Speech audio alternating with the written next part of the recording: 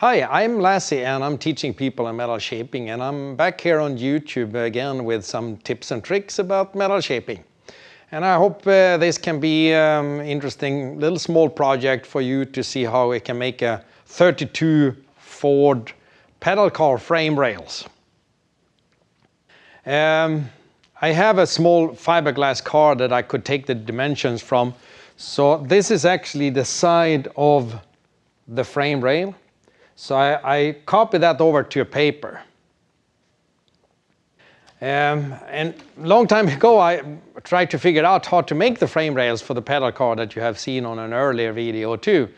And I thought to maybe cut them out in 5/16 plate and bend it, and so, but that takes a lot of time and grinding, and so I came up with an idea that I'm going to make it like the frame rails was done in sheet metal, and it was bent, but it was actually stamped in one piece. But I'm not going to stamp it here. I'm going to show you in the bead roller how I can bend two L profiles and then you can weld it together.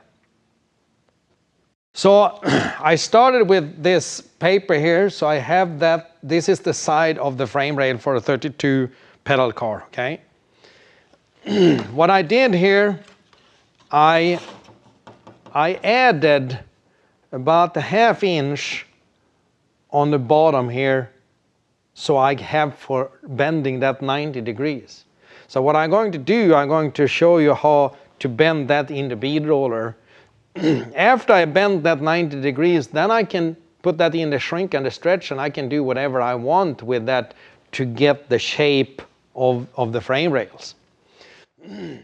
And you can find this drawing also from I think it's Westcott. They actually have this prints for the 32 Ford frames. This is the Henry Ford's all original frame prints. So you can actually blow this up even bigger, so you get that to the same length as the frame rails. I haven't done that on this, but I should have a little longer, and then I could bend this until that fits this profile there. So I think you can go to westcott.com. It's a fiberglass company that is still making fiberglass bodies. And they have those PDF file on their website, and you can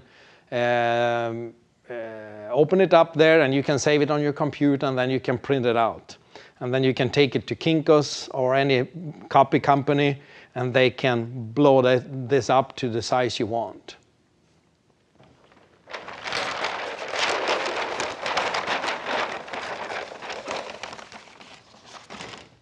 So what I'm going to do, I'm going to start bend the bottom part here, and then I'm going to shrink and stretch that little so we can get that right. And it's an inner curve here, and I need to stretch that part, and here I need to shrink it. So it needs both of them. So I'm going to use the bead roller for that. So I'm over here at the bead roller now, and you can see the setup of dies that I'm using here. I'm using a sharp one on the top, and I'm using a flat one here, and one of the flame dies, and use that as a support, as a guide, and then I have the flat one here just as a spacer. So for now I turn this down, and I turn it down a little more, so it's actually helping it to bend, because this is so really narrow piece, so it can be a little tricky to bend. But if I have a little more pressure here, it will be a little thinner when I bend it, and it will be a little more crisp. So when I get out there, I can hold my hand on the outside, and I can actually bend it there.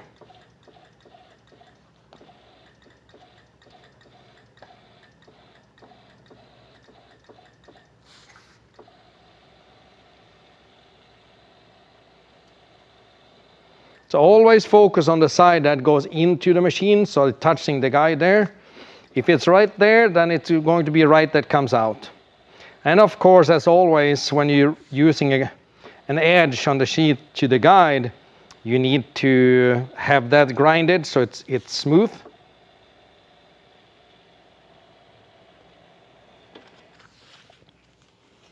That's how it looks like after the first one. So I'm going to continue.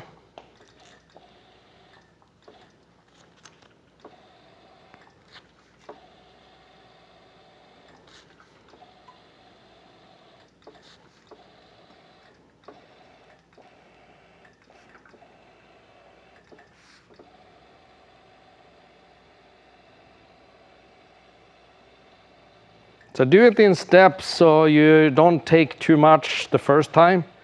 That will be hard with so narrow piece as well, but do it maybe 15, 20 degrees each time.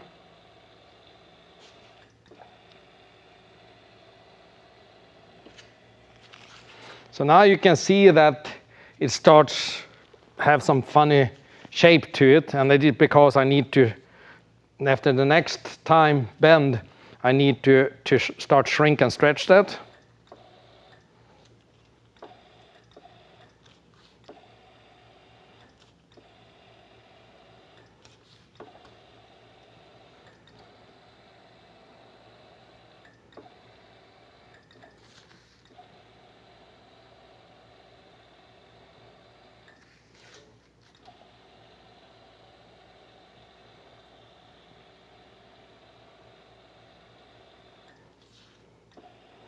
So I do my best here to hold the same angle each time.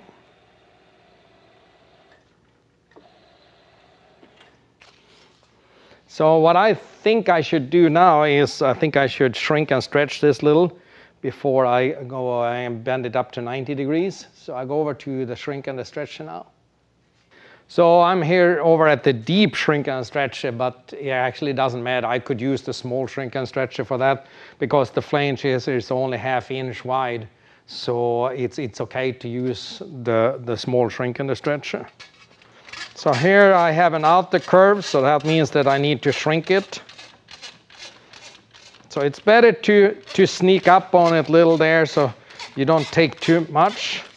Here you see I have a sharper curve, so here I need to shrink it a little harder.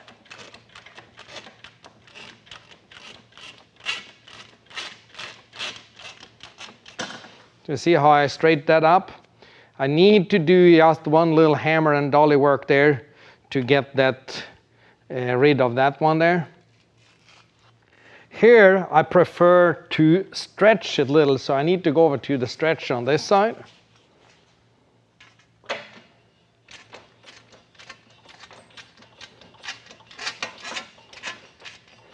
This will not be the final stretching or shrinking.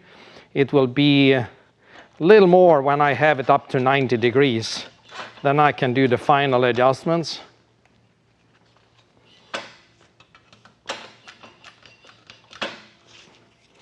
Like that. I think I'm fine there now until I bend it up 90 degrees, and then I can do the small adjustments after that. So I'm back in the bead roller again, and I'm going to do my best here now to bend it up to 90. It's a little tough here because it's so narrow piece.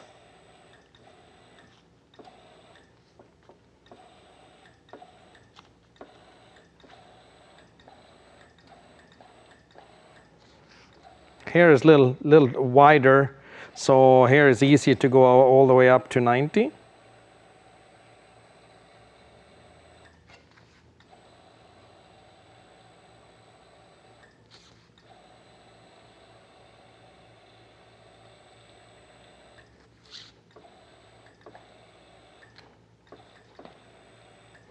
Here is very narrow again, so now it's hard to bend it to 90 there. So what I'm going to do here, I'm going to start there again, because I don't need to run the whole thing. I can start there.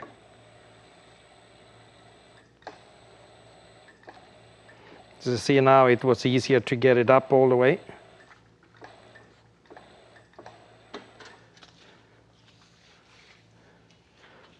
That's how it looks like now.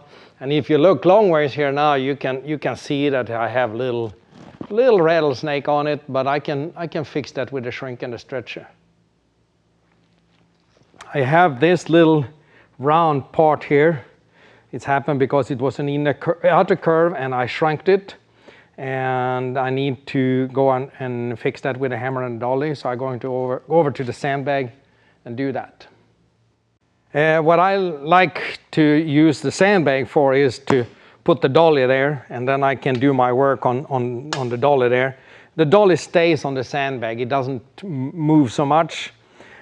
To make that more crisp in the corner there, what I find out several years ago, that if I hammer this straight down from the top here, it's going to make it more 90 in the bottom. This little damage there, I can always fix that. So that, I'm not worried about that.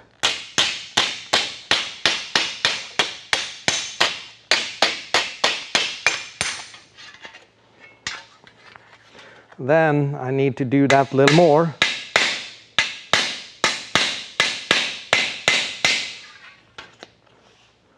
Again, this damage that I put in there, I'm not worried about that.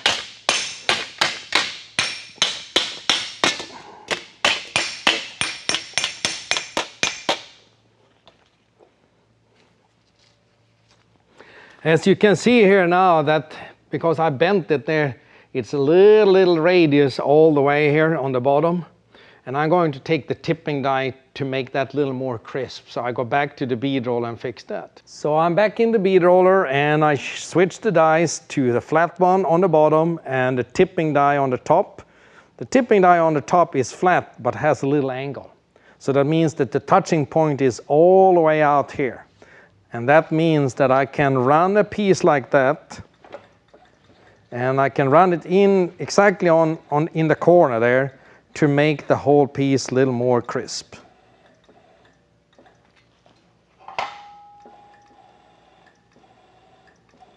And I need to stand so I can really see what's going on.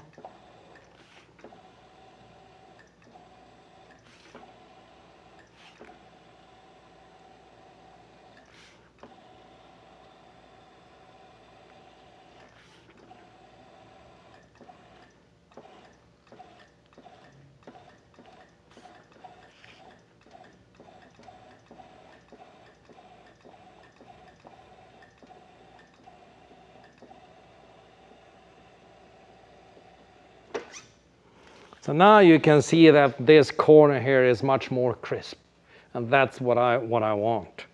And it's still a little radius, but so that is good for a small pedal car. So what I can do now, I can go over to the shrink and the stretcher to finish that shape to it. So I'm back here with the shrinker and the stretcher.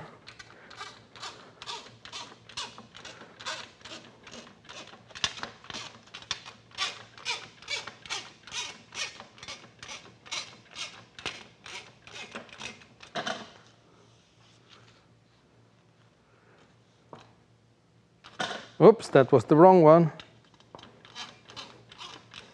It's happened once in a while that I take the wrong spot and go use the shrinker instead of the stretcher or so.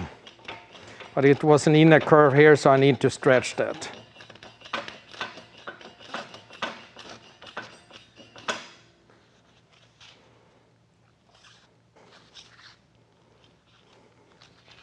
I think I need to go and stretch it a little here. Oh, stretch it.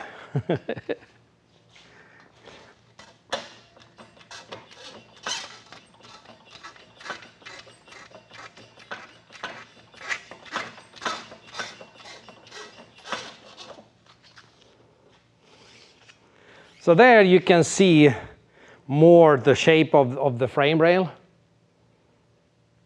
And of course, I need a template for do this to get it right. But if it's for a pedal car, then you can at least, you can do it close to what you think looks good, and then you can make the other one. So here is the key. The other one, I'm going to bend the top and do the same thing and down, and then I'm going to weld it in a corner, weld it in a corner. That's how I get two pieces welded together as a box. So it's going to be like a boxed frame. I'm not going to do the other one now. It's the same thing to do on the other one, and then you need to shrink and stretch that so those two fits. And when you once start tack them together, this gets really, really strong. You can't move it. So you need to finish one first and then do the other one so it fits that one. And you can also do that little bead here that goes up here that is specific for 32 frame. If you look at the small pedal car that I made before, you can see that little bead there. And that can be done on this one as well. So that was the tips and tricks for today about the frame rails. And if you want more information, go to www.lazzemetalshaping.com. Thank you.